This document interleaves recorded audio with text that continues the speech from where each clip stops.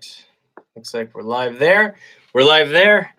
How's it going, everybody? Welcome to another episode of Northwest Exposure, a BMX podcast show. Hello, hello. So tonight's guest is brand new Hall of Famer. Just got inducted like literally a couple weeks ago. Clarence Perry out of the Northwest, out of Washington, of course. So we'll learn a little bit more about that whole thing and talk with Clarence. I got him on the line ready to go, but also want to thank our sponsor for tonight, the one and only, the Bike Master, Danny Bushnell. I want to thank Danny Bushnell for coming on tonight as the sponsor for the show. Man, I just got to say, like, Danny is the epitome, the soul, the heart of what BMX really means to a lot of people, and especially to, people that love the sport, as long as myself and many people have. He's been in the sport since I think the mid 80s, if I remember right. But the shop opened up in 1988. He started doing the Bike Master, and he's still going strong to this day. And he's literally up in Canada right now. Him and Jeremy up there going to race. They go and vend. So out on, on-site vending at all the races up there in Washington. A lot of the locals at SeaTac, PI, and the other one, River Valley. So they're always up there for those, as well as all the state races. So you can always be sure to check them out at all the state races for all of your BMX needs, all your parts, all your gear, all your stuff you need that you would get from a bike shop. They've got it. And so, thank you again, Dan, for coming on as tonight's sponsor, the Bike Master. You can go check them out at www.bmxbikemaster.com. or The Bike Master on Facebook. And of course, Danny Bushnell also has a Facebook. So hit up the old Danny Bushnell, multi-time NAG champion as well, which is actually pretty cool to always talk about. But maybe one day I'll get Danny on the show. He's got a lot of stories of the Northwest, and he's had probably like 60 to 80% of some of the best riders that have ever come out of Washington on his team. So that's also really cool. So again, the Bike Master, Danny Bushnell. He also has a shoe sale going on right now. He wanted me to let you guys know he's got a shoe sale going on. So if you guys need some shoes, hit him up. He's got a lot of good shoes on sale from previous years and whatnot. So get on those. And now we're going to introduce the living legend, the Earthquake, Clarence Perry. He's ridden for teams like Sakai, CW, Torker, Redline, and those are just the ones that I know of that I found. I'm betting there's possibly a few others. But the Earthquake is definitely one of those, the gentle giant, one of the nicest people you'll ever meet in this sport. So be sure, we're going to learn all about Clarence today. So be sure to stay tuned, and we'll learn about his recent induction into the Hall of Fame, which is awesome. I was very excited, like extremely excited to hear that he got inducted into the Hall of Fame. When I saw him on the ballot, a little piece of me was like, I don't know who the other guys are. So hopefully he just takes that one home. And so without further ado, Clarence, welcome to the show. Thank you for coming on, and say hello to the guests. We're already getting some people on the show. Hey, good to hear from everybody. And I'm really honored to be here, to be on the show. Hope I can answer all the questions that the people are going to ask me. And I got a few good stories, but we'll go from there. Good. But, well, we'll start with, what you've been up to. And I want to say the last time I really saw you out and about racing a lot was probably mid 2000s. So, what have you been up to since we all saw you last? Well, obviously I got back into, I love helping people. I got hooked up with the YMCA. I do, obviously this is going to be a laugh for a lot of people. I'm a fitness director. All right. At the YMCA. And nothing wrong with that. Volunteer stuff there. And, I'm still involved with helping kids. And like I said, just trying to keep myself busy, trying to keep myself fit. And still keep in contact with some of the old school BMXers. Good. Not extreme, but I am going to be going to get back out and do a lot of handshaking and a lot of hugging to all the people that voted for me. Oh, And, good. I just don't know. I'm just gonna hug everybody. Oh, that's awesome. No, that's good. Yeah, well, like I said, it was really exciting to see your name on the ballot for starters, and that you got it was awesome as well. So I don't even know exactly who votes on it, who gets a vote and all that kind of stuff. Who knows? Maybe one day I'll get to have a vote. I've been in this for friggin' 35 years. Yeah. Maybe I'll get a vote. It's gonna be a lot of people tell me they don't get the vote. Yeah, right. Oh You're man. one of the important people too. So. Oh, not yet. Not yet. I'm not old enough yet. They only give the old timers, a little reason, a little carrot to stay in the sport a little bit. But no, it was really cool to see you in there. And then like you said, I'm really excited that you're going to be coming back. When was your last year of kind of more racing than just kind of a pop out, come out and ride the track a little bit? Yeah, right now I'm trying to get something hooked up and so I can make a couple of good runs, some just to flash my face around a little bit here and there. I already knew that with being on these ballots, that there's some heavy hitters. I know every one of these guys on this ballot. Yep. And I just, there's some heavy people. And one of them is my old teammate. Which Matt one? Hayden. Oh, who? Matt Hayden. Oh, Matt Hayden. Matt Hayden. Yeah, he was my teammate. We're on CW or? Where we're both on Turker. Oh, that's right. During the early 2000s. I get you. Yeah, that's true. Yeah, when Redline, they wanted to pit the Torker, keep it with Redline, but obviously Redline was so big when they told us that they were going to make a small little team. Yeah. And I was honored. I looked at it as me. I said, hey. Yeah. You know what? It's all about loving everybody out there, man. You just don't turn nobody down. No. You got to have time for everybody. Definitely. That was great. But being on the ballot, I'm still puzzled about that. Like I said, I know every one of those guys, and I knew whenever the day was going to come, if it was not going to come, that's fine. But even so, I thought, well, you know what? Maybe I need to put myself out there a little bit and do a little handshaking. No, that'd be awesome. I think everybody would be really excited to have you, out there at the races a bit and handshaking. Are you going to be at Sumner for the Sumner National? Oh yeah. Oh sweet. Oh yeah. I got something scheduled so I can get to some Oregon, Washington, and some Canada, even some California. Like I said, I owe a lot to a lot of people. Nice. But I don't know who, but I'm just going to shake and hug everybody that comes up to me. Oh, that's awesome. Oh, that'll be really cool, man. Like I said, I bet everybody will really appreciate it. So tell us about it. How'd you find out? How do you feel about it? I can tell you're pretty happy about it, obviously. That part hasn't sunk in, Chris. I was going to say, I still think this is a dream. I bet. When they called me, it was a week before or 2 weeks before they were going to announce it. I thought, they wanted to know if some of the old school guys were going to come out to the national and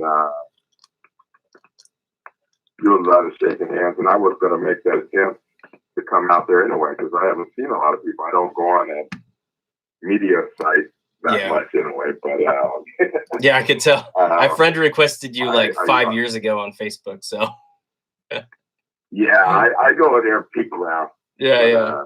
I can't wait. I'm really excited about going out and seeing some people, even just the local scene. It's not just the national. I'm just going to go out everywhere. I'm going to really attempt to go, and even if the people I still haven't found, I promise myself I'm going to find where they live.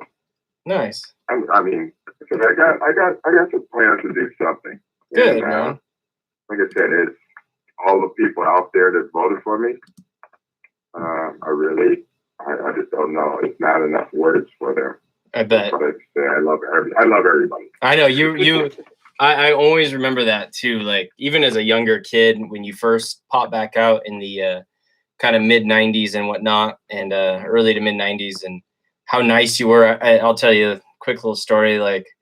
I think my mom might have had like one of those like fan crushes on you and stuff. It was actually pretty hilarious. But you came down for a state race or something like that down at Rose City, Clackamas, Riverside, and my mom was like freaking out. She's like, "Oh my God, it's Clarence Perry! He's here!" And she was the announcer, and she was all excited about it, and it was awesome. And then I don't even think like I tried to introduce myself to you or anything. You just like started talking to me. We were like standing next to each other, like in staging, and you just started talking, and I was like, "Oh my gosh, hi, how are you? This is cool." So it was a lot of good time down there. I love it, and then I'm just so bad that I did make it back down there a lot more. Mm-hmm. But you know what? I was on the road a lot. yeah, exactly. Exactly. It was actually pretty funny too. Before we'll do the social media shout outs, but it was pretty funny. Even my sister, back at, I think she said it like an 83 or 84 national or something like that.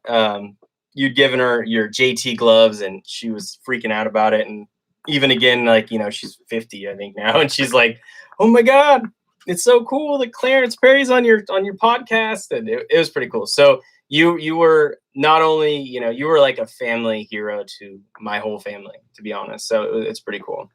But anyway, you're a good man. Good man.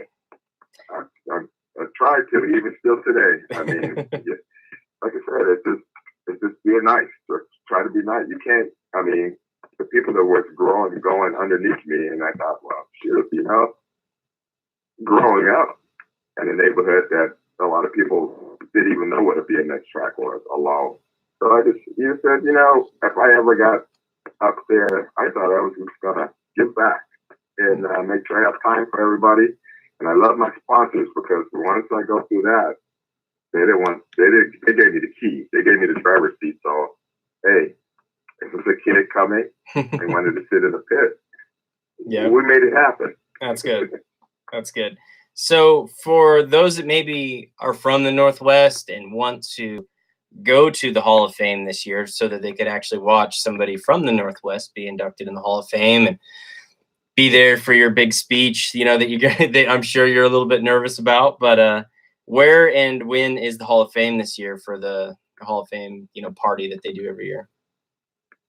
It's obviously the first week of September. It's if I'm correct, it's the 8th. It's like almost a half a week of a lot of different things they're going to take us to, and we get to show up and, get ready, get prepared for that Saturday night. But it's down in San Diego. Okay, so it's at Chula Vista again?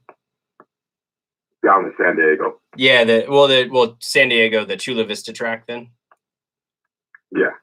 I think it's during their Gold Cup. So it's down. It's pretty close. Are you still there? Yeah. Sorry about that. It's Mike, and I'm gonna have to go and just get off that, so I don't have to deal with that anymore. No worries. I can hear you better now. Hey, hang on, Yeah, it keeps cutting in and out. I was afraid of that. I'm just gonna talk on the regular phone line. Cool. Hang on. Okay. Still there? Yep. Okay. Cool. That's still goofy in a way. I hear you really good. All right, here we go. Perfect. Yeah. Well, good. Use the earpiece thing. They said it'll sound a little more special, but it sounds like it's telling me I'm out of range. Gotcha. Well, so yeah, the San Diego Chula Vista Hall of Fame event. So yep. All right.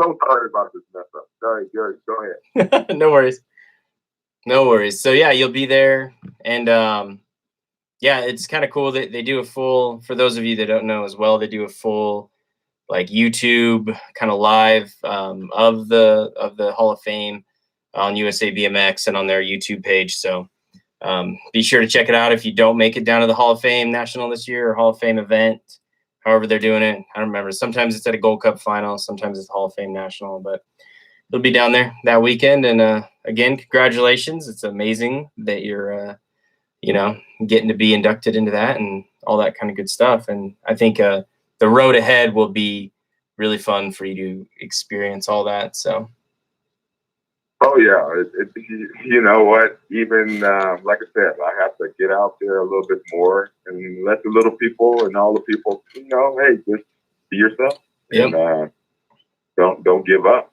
Yeah. But the people see me a little bit more. I'll have to make a little more time. I'm kind of strung out with my two girls and other little things I'm doing off the side. But Cool. this hopefully I'll kick in very quickly because like I said before, it just don't seem for real. I just got to get so much stuff together and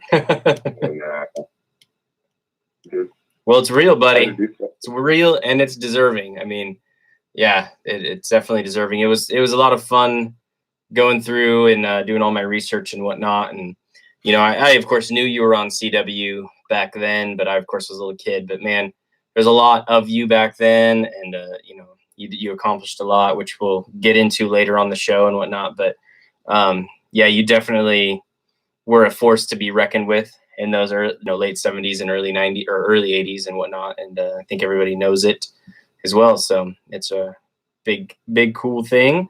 We'll go into some social media stuff. I did get a couple of questions. Jason Germain said, if there was one race that most stood out the most, which one would it be? It was probably, I'm going to go way back in the 70s. Woo! It was pretty much probably I should say early 80s, probably when I was on Sakai. Yeah. Obviously being up here, well, I'm originally from San Francisco anyway, but I moved up in here 78, 79. Okay. But that's when Sakai was a factory team. I mean, it was something different for me. Mm-hmm. But I got, obviously racing some of the, I call them the big time guys here. You got Bart, obviously Gary Ellis. Yep. It just goes on. There's more and more people I can just run on with names. But being on that and getting on Sakai and getting on, and then, obviously, I didn't think of nothing. I just thought maybe it's a high end bike shop. But, it was actually a local factory team. It was a small team, but racing a lot of Swan Creek days. And, obviously you got Gary Sr. was running Swan Creek. Okay. And anybody remember, those were the days when you raced in the mud. Yeah. So it was a lot of mud racing. Yes, definitely. But there's some of those days where all the old school, the old timers remember racing in the mud. Those were good days. It's not good on your bike and everything. No, not so much. Nope. No, I said this on a previous podcast of being Northwest people and kids and whatnot growing up. It was, I mean, imagine being 8, 9, 10 years old and being told that, yeah, there's a huge mud pit out there. Go get as muddy as you want. Go play in it as hard as you want and get soaked as much as you want, like every weekend or during the winter. And it was just like, hey, look, we get to go play in the mud every weekend during the winter. And, and it's kind of funny that that's kind of one of those things that we all look back going, yeah, man, it was so awesome. And then when we get to go, yeah, it's funny. So, well, and when you said awesome, it was being here in the Northwest and the other cities where it rained and, we didn't have we did have some couple of indoor races, but you just didn't know if it was going to rain or not. And the racetracks they were holding up, but more or less when you got done, you knew you had to go and get your bike clean, and you had a line full of people waiting to get a hose, and you got to come back and race 2 more times. Yeah. And but it's different. Like I said before, the people that have raced in the mud, they'll look back all the way back and they say, wow. But, hey, it's kind of funny, especially when you see some pictures of it. Oh, I know it. I know it. And taking your bike down to the river. I can go on for that mud racing from all the way to Canada, all the way down to California. Everybody raced in the mud. Old school guys and gals. moms and dads. I think we all had a little taste of somebody. Yep. Definitely. Well, cool. You Then, still there? yep. Just a little shout out came from, which I thought was pretty cool. All Was right. Sound like it. You sure you're still there? Yeah, I'm still here. Are you there? All right. Yeah, I'm here. Okay, cool. You know what's up with the reception? I'm in the back room where nothing is bothering it. Uh-oh. Yeah. But a little shout out from Dave Raywinkle, said hello, and the earthquake is a legend, so that was pretty cool. It's cool to see Dave Raywinkle, post up and jump in. He's around on Facebook a bit and listens to the show and watches the show and stuff, and it's pretty cool. He was a pretty big badass from up there in Washington for sure. But shout out to Dave. Oh yeah, it's awesome to see you out and about and whatnot. Yeah. And God, man, if that guy, I bet you still, like, if that guy just jumped on a bike right now, he'd be a force in 4145X, just like right off the bat. Jim, yeah, those guys would be like, oh crap. So yeah, I mean, it's a lot of fast people from the Northwest. Yeah, because we're up here in the corner. I mean, it took a lot of money and a lot of extra training that other cities, obviously that are in the heart of a lot of the racing. And I was just, me and a handful of other people were just lucky to get to go to some races by other teams bringing us down. But, it was tough. It's especially our winters. Yeah. Where do you train? Yeah, exactly. Where do you ride? Yeah. Oh, I know it, man. It was there. I know for me, at least, being in Portland, we, when I was really young, we didn't train during the winter unless we had mountain bikes, and we started riding mountain bikes around 15 and 16, and then we'd go mountain biking during the winter. But other than that, I mean, we just didn't train during the winter until the track opened back up and race season started again. As I got older, it was like, okay, find the parking garages, find the schools that have the outdoor tunnels or outdoor hallways and stuff like that. But you definitely get creative on your training if you're from the Northwest. And that's what you're talking, that kind of stuff. We're up here, we had like an overpass. Yeah. And we would go and do some good starts and stuff like that under the bridges and stuff. And we have friends that had like Dave Archibald. He was another big superstar up here. Yeah, he talked really good about you. Always connections with Gates. Yeah. So we load up a Gate in his automobile or my automobile. We're getting a lot of people underneath the West Seattle Bridge. Oh, that's awesome. That's awesome. I can imagine too. Like, I don't know about back then, but I know if you tried to do that nowadays, you'd have the cops tapping on your shoulder right off the bat. But that's cool that you guys were able to get away with that back then. So, and of course, Arch would be involved in that guy. Love it. But one of the cool things I found while I was doing some research as well was, I don't know, Gork made a list. God, it must have been back in the mid 2000s, I would say, of, the top 90 riders out of the 90s. And you were on that list, which I thought was pretty cool because I'm sure he was one of the people that voted. I don't know if he voted for you necessarily, but voted and whatnot. But I'll just read it really quick. It was kind of cool. And I bet you either A, had never seen it or heard it, or B, you haven't heard it in a long time. But so he writes, you're at number 83 for the list of top 90 out of the 90s. He writes, Clarence Perry. He was one of the Northwest's heavyweights during the late 70s and was one of the premier pros of the mid 80s and throughout the 90s. The earthquake has once again made an even bigger name than himself, which is pretty hard to do in his third decade of BMX. In his very late 30s, Clarence continues to be the man to beat in 3640 ranks and keeps on making fans with his extremely friendly off-track persona. So I thought that was pretty cool. I had to throw that out there and let you hear it as well, because got a lot of love out there. Yeah, I can't. It's not enough words for you. And like I said, hopefully it sink in. I know, right? Just be in the class with some of the people. It's this there's no words, man. Yeah.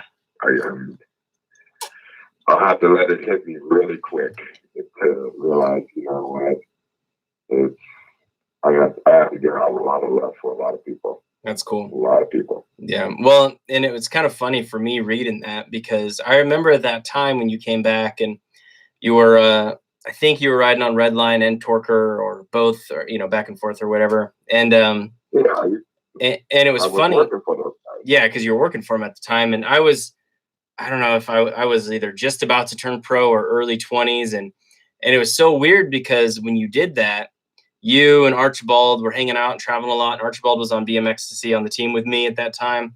And yeah, and it was so funny because I was like, oh my gosh, it's Clarence. And just, you know, in my mind, I'm like, yeah, those guys are legends. Those guys are legends from the 70s and 80s and old, you know, like in a sense, thinking of you guys kind of as old. And now it's like, oh my God, I'm in 3640X now. What the hell? Like, oh no. It like just went full circle in my mind and was just like, oh my gosh. There's kids now that probably think of me as this old guy. And I'm just like, no, I'm still young, I swear. But it's kind of funny. No. You're still young. You're still young. Everybody's still young if you can ride a bike. Exactly. So Robin Glare just posted. That's when he rode for my dad and traveled all over with us. So I'm guessing that would be early 90s when you were came back and raced some A-Pro, correct? Yeah. And there were a lot of little small bike shops that I have to try to put a shout out that, but there are some I'm overlooked. Hopefully I have that on my speech. I got to travel. See, I'm just helping you out. I'm giving you kind of a preemptive speech. Well, you know, I mean, I really didn't have. I didn't float around to a lot of different teams. I didn't need to, because all I wanted to have is some parts, jersey, and make sure that I didn't forget nobody. If even a kid looking like he's having a problem or having a difficult problem, I just feel like this right now. All this stuff is it's not for me. It's for everybody that rode the same boat with me. So I mean, nice. I didn't want to change up. I didn't want to have to. But you know what? I'm not gonna win every race. You know, tell that to every kid still today. Yeah. But I'm just hoping that a lot of people just keep on it, and good things will happen for you. Yep, exactly. Well, very cool. Let's see. Because for the long show, we'll go into kind of how you got started and all that stuff. So I'll let the fans, if anybody else has any questions out there, I got some people kind of listening and whatnot. If anybody else has any questions for Clarence, we'll get those going. But in the meantime, I'll throw out another shout out to our sponsor for tonight. Again, that's The Bike Master, the bike shop up there. He's out of Vancouver, Washington, but talk about loving the sport. He travels from Vancouver.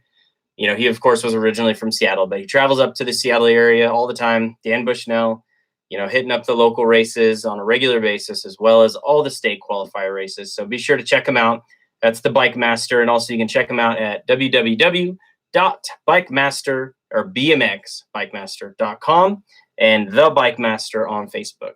And hopefully those boys are up there in Canada right now listening in. I know the Nationals going on right now, and up there in Nanaimo. And I kept, I kept telling Jeremy Bushnell how envious I was and how much I wanted to go to that one. But I hope they're all listening in to the show tonight. And again, that's the Bike Master up there in Vancouver, Washington. And then I'll also go ahead. I wanted to throw a little bit of a shout out. And I don't know, Clarence, I bet you came down and raced some of these, but last weekend was the 37th annual Governor's Cup here in Oregon, the Oregon Governor's Cup. And it was weird for me not to be there. I think I've missed one since I was 12 years old. And that's a lot of them if you want to do the math. But definitely one of my all-time favorite events to go to since I was a kid, as well as even as an adult. got to race it as a pro, got to race it again as an older amateur. And it's just an awesome event. And I want to tell everybody that went, congratulations. Everybody that gets to go home with some cups to put some ice cream in, or root beer floats, or if you're over 21, a beer. Have a good time with that. And, congratulations on that. And I heard great things about all the tracks, especially Eugene. I heard the track was just on point, super fast, flawless. So great work to all the people, all the track operators, all the volunteers that helped put on that event. It's definitely a big task. I know I was a track operator in Salem for a while and was part of the Governor's Cup, and it ain't easy, man. It ain't easy at all. So great work to all those guys. Emerald Valley BMX, Chehalem Valley BMX, Malala River BMX, and St. Helens, which is Columbia River BMX. And great work, you guys. Can't wait to come back next year and get in there and regain my cup. I won it when I was 36 again for the first time as an amateur since I was a kid. So that was pretty cool. And then, so I'm going to get my cup back. Yeah. Did you, Clarence, did you ever go to any of the Gov Cups over the years? Yeah, I had. I got one. I mean, like you said, you had to hit so many tracks. And yeah, 4 of them, yeah. And it was tough for me because it's not like I'm that far away, but I was on the plane and traveling so much, and I love traveling. Yeah. But once you got started in some of those, you think, man, I want one of those. And I did get one, but that's it. I love Oregon. I just, a lot of my traveling, and right back, I'm gonna say it again. Me and Dave, we would hook up together, and but once Dave, always big time. You always find some good sponsors, stuff like that. He was on the road a lot too. Yeah, so, he was. But somewhere in the 80s and stuff, man, we would just get in the car or get in the van or whatever. And I'm glad for it. But, yeah, we used to hit Oregon a lot. Yeah, man. It was one thing, for any of you Washington people listening, man, it was cool because, back then, Oregon and Washington the Washington people, I think, may have came down to Oregon more, or at least more of them came down to Oregon. But we also went up to Washington a ton. And so I'd like to see that start happening again. I think I saw, I looked through all the pictures of the kids that won Governor's Cups, and I think I saw one kid from Washington that I know of for sure was from Washington. And I was like, man, that's it. Like when I was a kid, there was a good quarter to a third of kids were Washington kids winning the Governor's Cup, which was pretty rad. So, but anyway, yeah, great work, guys. And, there were, back then, I mean, all the track officials, and no bashing of nothing about today. But back then there was a lot of track officials make sure that everybody hit these tracks. There's sometimes you could race 2 or 3 times in one day. No, I know. You'll fly from one part of Oregon and some other part of Washington, and then Vancouver, Washington. Yep. Then you go back in Oregon. You're running way on the other side of Oregon. But it was fun. It was. So. And then a few weeks later, Washington did something like that too. Oh, did they? I didn't know that. Yeah. That's cool. The traveling scenes. Nice. Those were some crazy times. I know. You know what? I'm sure it's still crazy times today. Oh yeah, I'm sure. We did get another couple questions. Monty Cavadini asks what your favorite track was through all the years, if you can pinpoint one.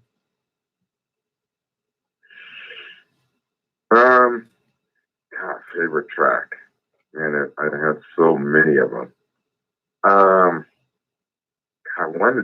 None of them really stand. God, I really have to think on that. I should have been prepared for this one. I should have been prepared for it. Wow. I have raced a lot of downhill races, including California when I lived in San Francisco. I'm gonna have to maybe come back to that. All right. I'm so sorry about that. No worries. That don't stand out. Yeah, Yeah. Well, here, this one will probably be just as hard for you. But Rio Gustin from up there in Washington, longtime co-worker with you over there at Seattle Bike Supply. Yeah. Cool cat. He is. He is. He asks, what was the best bike you ever had? Now the question is, are you going to say one of your, custom, signature frames, or are you going to go with something different? Well, yes, I'm gonna have to say that. You know what? There were one, two, I think it might have been three. But if anything, I would have to say that it was wow. See, Sakai made something, but they didn't really put them out there. Gotcha. CW, we're starting to put some stuff out there. I might have to say it was one of my CW bikes that I had, but they didn't really put those out there like Redline and Torker did. Oh, gotcha. But every bike that I had rode on, hey, they worked with me. They didn't have to. If it went straight, and it hold up without breaking them. I mean, well, I was gonna say, how tall are you, and how much have you weighed for on average for most of your life? Because most frames. Right now, guys, I'm 6'1". Yeah. I've pretty much been 6'1". Pretty much a lot of my racing. Yeah, I bet. There. I mean, definitely over 6 foot. Yep. Right at between 195, 205, somewhere in there.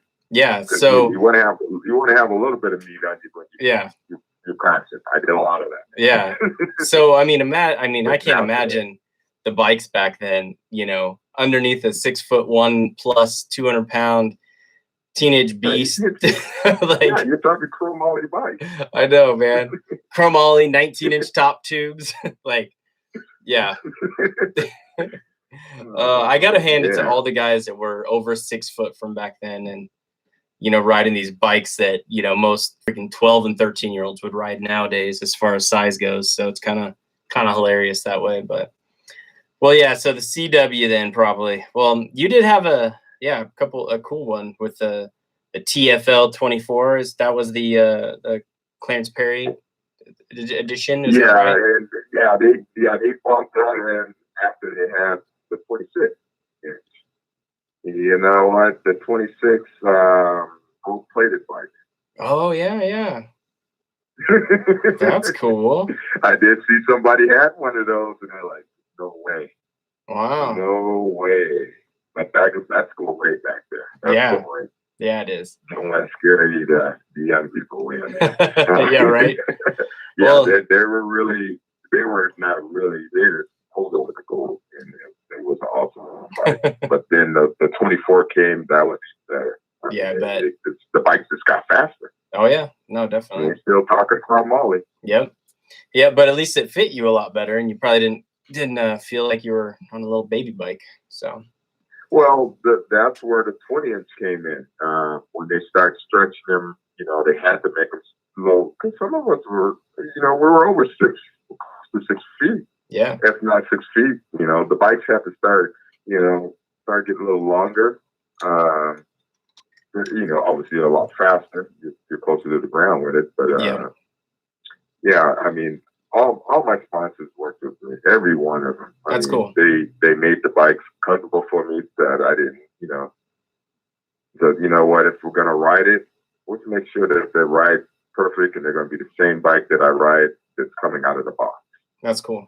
And good. Then that's when Torker and Redline came along. Yeah. So we can go crazy on that, but yeah. We'll go further into that, and once we get further in. But I will say, your boy Craig Hooper poked a little at you. Said he will say some. This is regarding your favorite track.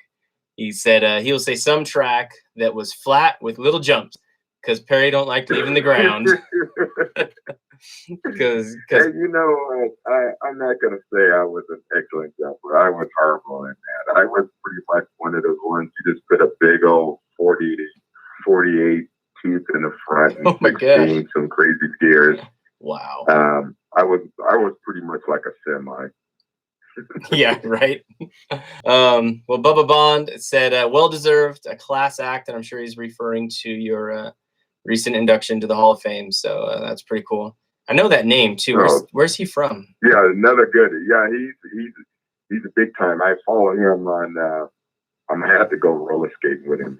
He's doing some roller skating. I see him posting a lot of that stuff up there. Oh, nice. And they were a good family. They were awesome people. And oh, that's cool. The Bubba family. Where are they from? They go way back to. What's that again? Where were they from? They were. Why do I want to say they're here in Washington. Okay. And yeah, they were a Washington native. I'm sure they still live here. Gotcha. Gotta be. I want to say. Why do I want to say Auburn? But I could be. I think I'm off on that one. I got you. Well, cool. So Washington. But he's got to be really. He's got to be closer to Federal Way. I got you. I don't think he lives in Federal Way, but that's. I see a lot of post stuff that he's taking around. And him and his son, they they all still go to the, obviously we still got the peninsula track up here. Yeah. So when the winter time comes. Yeah, definitely. So this was a shocker, and I just got to throw this out there because I haven't seen or heard of this guy in quite a few years. But David Ray, yeah, right. He just said tuning in late. He said tuning in late and curious what the story is behind the name Earthquake. So I can guess, but tell us how and who gave you the nickname and when did you get it? Because I saw some pictures that were pretty old with the name Earthquake on there. So it must have been a while ago, but we'd love to hear the story on how you got that nickname. Well, obviously, if anybody knows who I was back in the days, I was always running over people. Those were like the early 80s. Mm-hmm. Usually, I came through the finish line. I was not.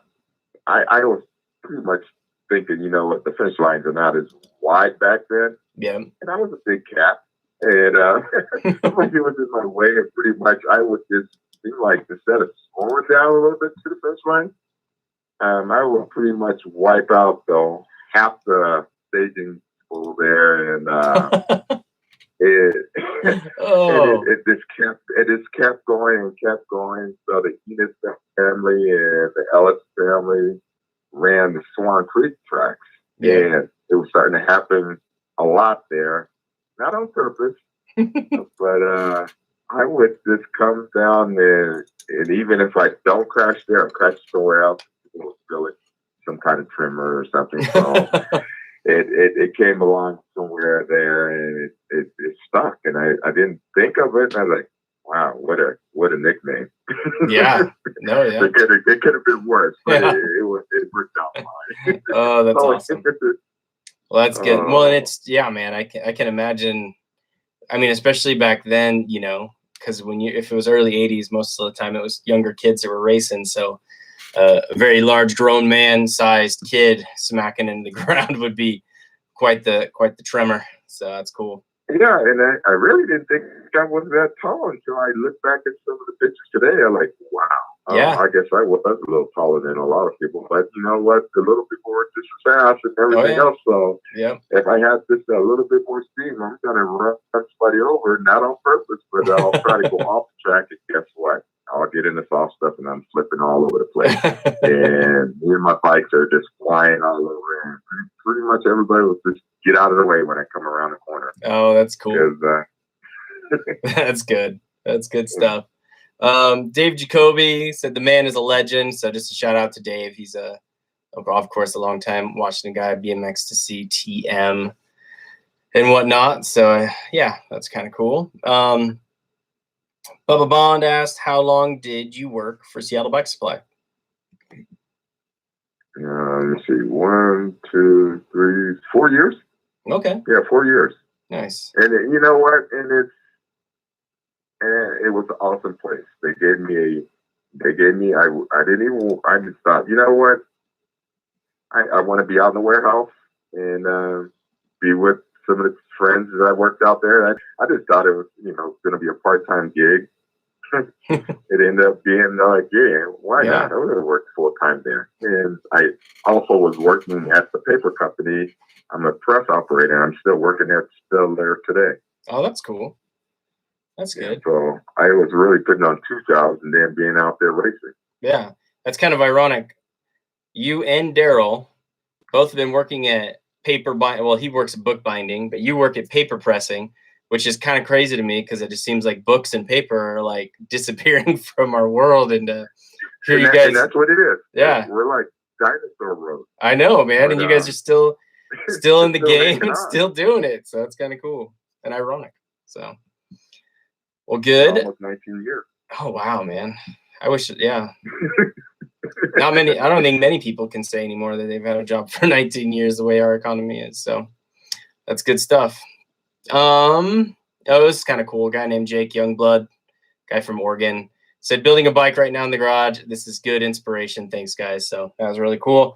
And yeah, get that thing built up. Get out there and shred it, man. And yeah, if you're from Eugene, I see your pictures, like an Emerald Valley picture in the background. But if you're from Eugene, I know you race in the mud because that is one track that still races in the mud come wintertime. So it's kind of cool. We were talking about mud racing earlier. So, but wow, I didn't think anybody's still racing the mud. I know. No, Eugene still runs in the mud, rain or shine.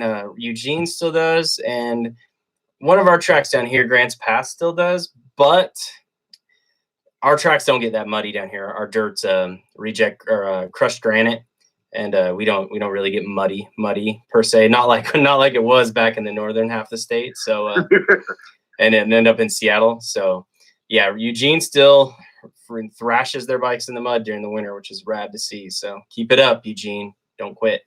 Rio Gustin said Clarence got me started in BMX. That's kind of cool. How'd that go? Rio, he was a cool guy, man. Like I said, it didn't matter how fast and how slow you were. The whole field is growing up is help everybody, help anybody. I don't care. When I put on the uniform, it was pretty much be the coolest person you possibly can, and without looking up and trying not to change. Yeah. So it was easy for me just to help out cool people like Rio. Nice. And everybody else down the line. Yep. Did you guys meet at working at SBS then and get him going from when you guys were at SBS or before that? Oh yeah, I worked in the containers with Rio and some of the other guys. Nice. And Dave, and it just goes on. Like I said, it goes on. I know some of these guys even race, put their sweat and tears and everything they did, and I'm glad they're still hanging on today and doing what they love to do. Oh, that's awesome. But we're out working in the containers, and he was the man. He was one of the guys there at Seattle Bike Supply too. Yep. Well, and it's funny. I mean, you mentioned that you wanted to work on the warehouse, and I was thinking to myself, like, gosh, dude, if I ever had a job at a place like Seattle Bike Supply, hell yeah, I'd want to work out at the warehouse, just like all day long, just moving a million parts and BMX parts and mountain bike parts, just touching things all day long. Like, yeah, that'd be the ticket for sure. That'd be awesome. And now, I mean, I just wanted to see how everything actually worked out and how everything was coming along, how they got stuff in there to look so smooth and awesome in there. And I'm like, this is pretty cool. This is like going to a toy store. And you see all the latest stuff. Yep. But be along racing for the guys, and I was like one of the demo persons that wrote all the first stuff. So it was, that's cool. That was even special. Well, that's you'd be a good guy to. I still had to go to work though. Yeah. There was no different. I still had to work. Stuck in the game up there. You stay out to work, or you're going to be canned out. Oh yeah, I bet. But it was great. Well, Tyler Clark says to say hello. So you would have remembered him as a young kid, but he writes, he got me on Torker about 19 years ago, which is pretty cool.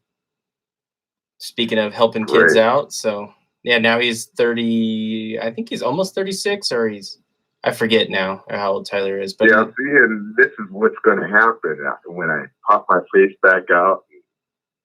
We have to look really back at it, not that far back, but I have to go back because most of the kids were, I mean, they were in their teens, they're early teens, but now most everybody is grown up, got some family, or doing really good for themselves, and they got their families racing, and so I'm pretty. I was thinking, you know what, this is going to be pretty cool going out here, and even if this was not happening for me this year or whatever, I mean, it was still awesome just to hear that the Northwest here in Washington's got a national again. Yeah. And I think they were switching back and forth from Oregon, but I think, is this the second or third year? So it's the second year that it's back up in Sumner. It was up in Richland for a while, for a good couple of years. Yeah, that's where it was. Yeah, so it was out there, which, I mean, yeah, it was a Washington National, but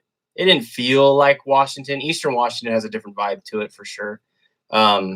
And then when they went to Sumner again, man, I went that year in 2016, and it was awesome. I literally felt like I was 15 or 14 years old again, or 16, and racing Barry Storer and Jeremy Bushnell, and then I did get to race guys like John McCoy and Jake Russell and stuff, and it was just rad, and even like Paul Kittner was in the infield cheering the race on and stuff, who was a kid that we raced, obviously, Paul, and we raced each other for all those years, and it was just a rad vibe, a rad scene. I'm even if my leg isn't healed, I'm going to try to make it up there just to go, because it's just fun to be up there and hang out with everybody and see everybody. And it definitely is a awesome place to have a national, and the tradition, the history there makes it just so good. So yeah, you nailed it all you nailed it right up perfectly. But it's great that they moved it back.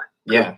If you go way back a little bit, where they were having this national at the time of our season up there, it was never going to make it. It was too wet. Yeah. God, even when they had indoor racing nationals here, if they were muddy. God, up in Monroe, they were muddy. I know, so dude. Once again, I'm back into having mud racing. Yep. I know. I'll never forget racing nationals indoors. Yeah. I know, getting mud in my eyes at indoor nationals, having to wear goggles. It was just like, oh my gosh. I mean, you just could not make it. I mean, I don't care how much horsepower or whatever. It's just so much drain.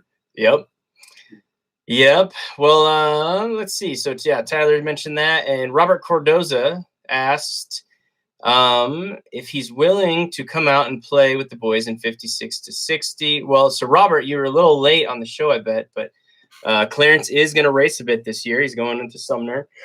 I don't know, and maybe a couple other races and whatnot. But what class are you moving into? Excuse me. Oh man, do I have to tell my age? Yeah. But I'm just gonna. You know what? People are gonna find out anyway. But I ain't gonna tell you my age. But I'll just fall into that 56 to 60. All right, 56, 60. Dang, dude. Yeah. Dang.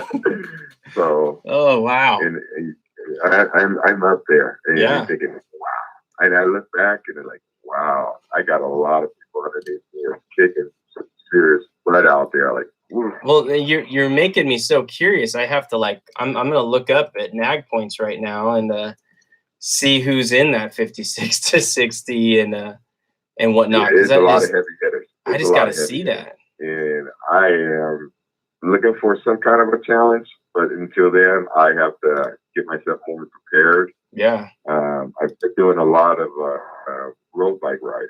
Oh, very good. And that's totally different. So that's been totally different, but the BMX scene is totally, and I still follow the stuff. I mean, don't get me wrong, and I still try to keep up with what's going on, but now the tracks are nothing but this instantly. Yeah. Go. Yeah. You got to go. Yep, you do. So you do. I'm looking to maybe find me some stuff and keep myself here and there. So I will be in and out the tracks. Cool. Even if I'm not racing, I'll be out there. Yeah. Rooting people on. Good. So like right now, Juan Carlos Carbo, he's a kind of implant, I think, from Colombia into Florida. But Turnell Henry, he's in there. Greg Turnage. I mean, Yeah. It's some good names in there. Dang, that's cool. Yeah. So, there's old school guys from there from back in the days, man, that used to race against. Yeah. They all back up, staying in the BMX scene. I just wish I had a little more time that I could pit more out there. Yeah. But I'm more committed with a lot of other stuff. Yeah. That, you know, my girls, one swims and one plays lacrosse, going to college next year. So. Oh, that's cool, man. Congratulations. So my girls are, thanks. You're gonna always, I don't care when you stopped or when you got in, you're gonna always have that one itch going on. It's just once you get out there, you want to get on the bike. Yep. Yep. Without it, break up yourself and say, "Oh, I got to go to work." Exactly. The 51 and over class. That one's crazy. It's just weird to see. I mean, it's like Roop, Eric Sweets, Ramonde, Pringle, Hayes, Bubba Hayes. It's just like, man, then Cody Smart, and it's just like, it's literally like Bill Madden. It's literally like the class of, Hall of Famers. Yeah, so you know what? It's just the guys, cool. They got the love for the game. That's what, the sport. The sport is, I mean, there's nothing you cannot hate about BMX. No, I know. You see some of your old school guys and some of the people that's out there, and it's always fun. It's always fun. It is to see some people that you haven't seen in a long time, or you just follow them and you say, "Wow, these people are still kicking butt." Yep. I know, and it's funny too because, the training has gotten so I don't know, like more common, obviously a bit more intense, and it's so weird to see, guys in their 40s and 50s and still training as if they're AA pros almost. I mean, friggin' Billy Griggs is squatting 450 pounds with chains attached to the barbell, and it's just like freaking monsters, and it's pretty badass. So it's cool to see, and then watching them race and stuff. The horsepower is still massively there and whatnot. So it'll be cool, man. I'm looking forward to seeing you back out there with all the rest of those boys. So yeah. Let's see, another one. Lawrence Rernick says, shared BMX magazines with friends from early 80s. The writers and photos made him seem larger than life. And you're very right. He I think you were larger than life. I mean, you had that persona, you had the size was there already. And, you were kind of that larger than life kind of pro and whatnot. So he's very right. Yeah, you know what? I was thankful I didn't get hurt a lot like some pros and some other, amateur players. I guess I was just different. I guess I knew how to land myself, but no, I did a lot of crashing. I could have just kind of put that all together without doing a lot of crashing. I probably would have won a lot more racing, but I got over with it. I had to give it all I had. Yeah. Didn't have a lot of practice on a lot of the big stuff. Yeah. Like I said, it was tough to do anything training wise because it was always wet here. I tried to do the best I can, and I didn't want to let myself down and everybody around me. So I said, you know what? All I can do is give it all I have. Yep. No, yeah, and you definitely did and whatnot. Well, good. And then Monty, this is a kind of cool story. Monty Cavadini said he remembers Clarence would bring his old trophies to the races and just hand them out to the kids. So awesome to see their reaction. I think my kids even got one. So it's pretty rad. And that is another. These stories, I love all these stories. But it was a mess. I didn't want to, instead of collecting saver stamps, and I never did. Mm-hmm. I would I would give a kid a treat if they had some bad luck or they didn't. I mean, I overhear some parents or something like that. Just, I don't know who you don't know who I am, and that's okay. But if you want to take this is something you can get down the road. But if this is something for you, and I'll sign it and say, hey, cool. You will get one of these on your own. That's awesome. Especially like at airports and stuff. Yeah, well, that's a good idea. Yeah, that's cool. That's actually a really good idea. I kept a lot of my 6-footers. Yeah. And some of the cups and stuff, but more or less, it didn't even dawn on me I mean, even from last place to first place, if I got a trophy, it was going. It was gonna. My house would have been loaded. That's cool. Loaded with trophies, but my mom still kept my first trophy. Little that's awesome. That's awesome. I still have my first trophy too. It's sitting here in my office somewhere on one of these shelves anyways. But yeah, I still have mine too. It's pretty cool. Well, good. It was a must. It was something. I enjoy seeing a kid smile. Yeah. A kid or a girl, especially now they're older. And yeah. Somebody comes up to me and has one of my little trophies. Well, I better sit there and bust up. Yep. Well, like my sister, who's almost, she's almost 50. So, because I'm 38, so yeah, she's 49-ish. My sister, she's like freaking out that, you gave her gloves way back or your gloves to her way back in the day. And so, I mean, yeah, there's definitely a lot of people out there, I'm sure, that have some Clarence Perry memorabilia. I actually found a few guys talk about it on Vintage and stuff, and some guys that got some frames from you back in the day and still have them and everything. It's kind of cool. So, let's see. Next question comes from Robin Glare, or maybe it's more of a statement, but he says, way back in the day, I remember going there.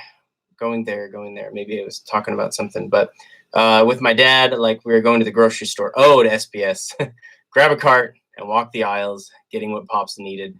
Which, I bet for like local bike shops and stuff was probably pretty rad to be able to just like a grocery store, just walk through and just be like, I need this, I need this, I need this. That would have been fun. Yeah. Yeah. That was like some old school stuff. I mean, wow. You go in there and as long as you have a credit, something, I mean, going to a bike shop or going to a factory team, that comes into another thing for me too, because I was in California coming up to Seattle, or, here in Tacoma, Washington, Seattle. Mm-hmm. And we had some ties with some Seattle bike supplier, some other Bushnells and some other teams that had like access to a lot of stuff that I needed to have. So yeah, that's definitely way back memories on some of that stuff. Yeah, for sure. Let's see.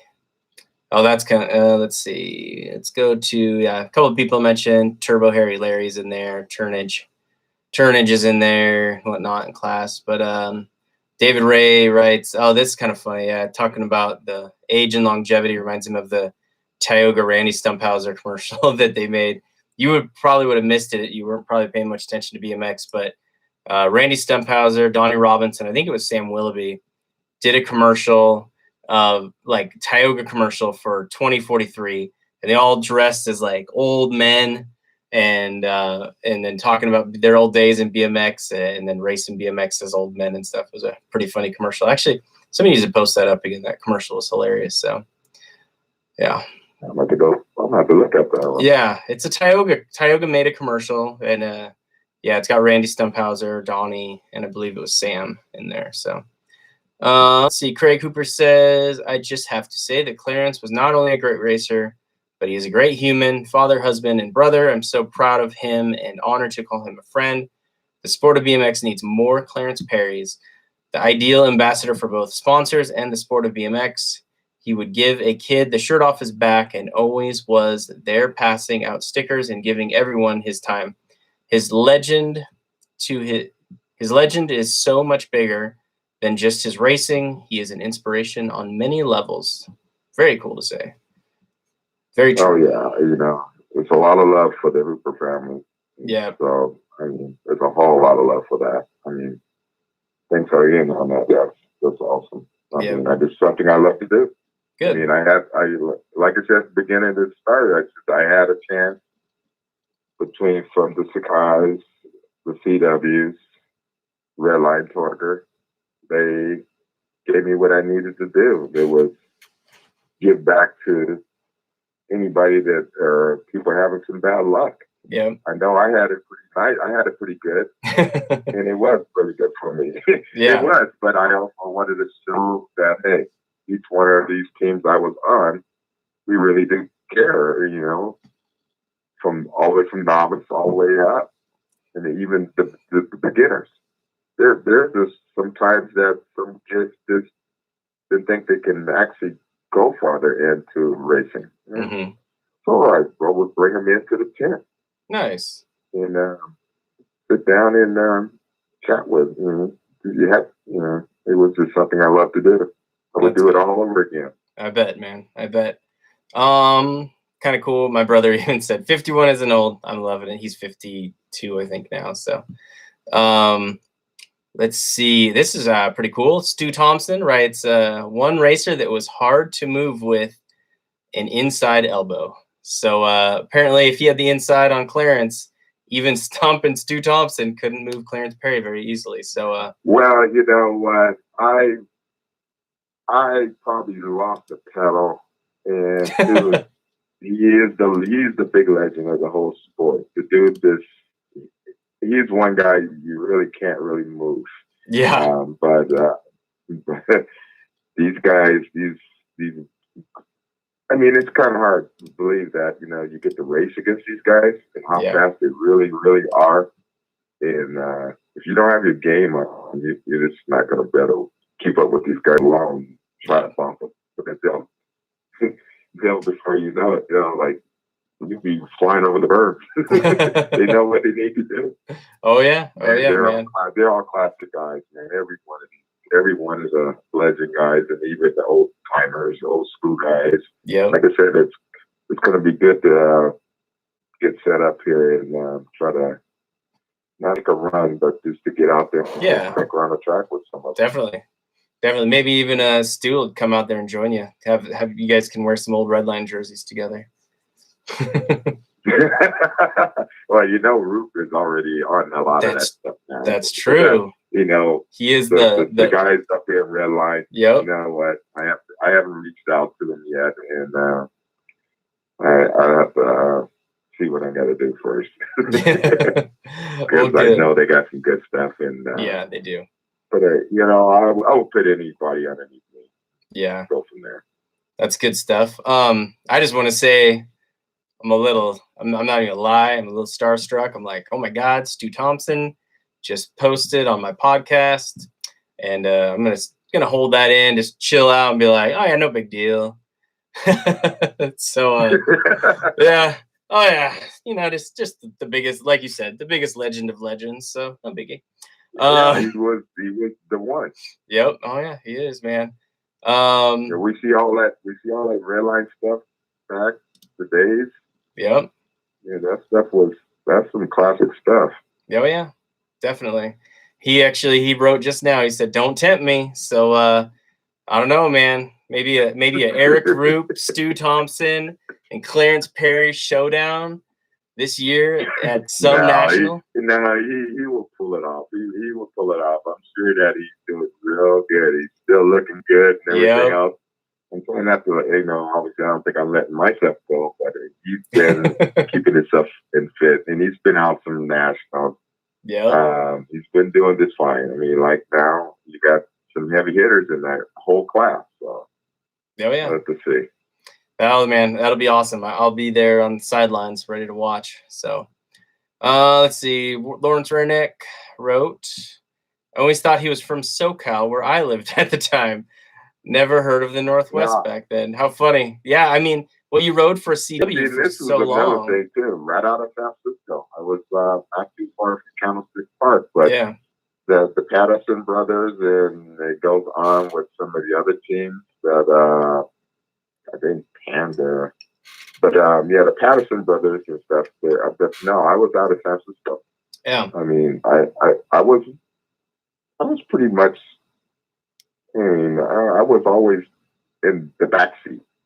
I was not standing out or nothing there. I was thankful just to get out there, and the neighbor kids and their families took me out, and I just wanted to ride. That's when I actually had a Huffy.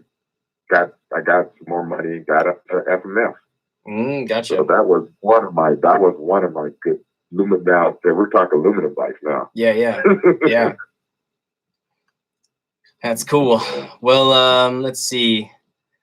Stu Thompson says he's 60. So if it's Cruiser, you guys are gonna have to move up to his class. God, Stu Thompson is 60. Kind of blows my mind a little bit. Yeah. Hey, he's still young, man. Like I said before, I know. If you can get on the bike and pedal, I don't care how many people at work and everybody, always be here. Well, you're still on those kid bikes. Yeah. Well, that's more what I refer to when I mentioned like the age of some of these guys, because like for one, it does make me feel like, oh my gosh, like I'm starting to feel like I'm actually aging a little bit, but more so the fact that if you think back, it's like watching like if you imagine back even 10 years ago or 20 years ago, somebody that was 60 riding a BMX track, I mean, it looked like they were about to die at any given moment. But now with all these dudes coming in, I mean, it's unreal. I mean, they got that 56 to 60 and 61 and over Cruiser. I mean, yeah, like I said, it's kind of getting unreal. It's just like, dude, that's kind of impressive.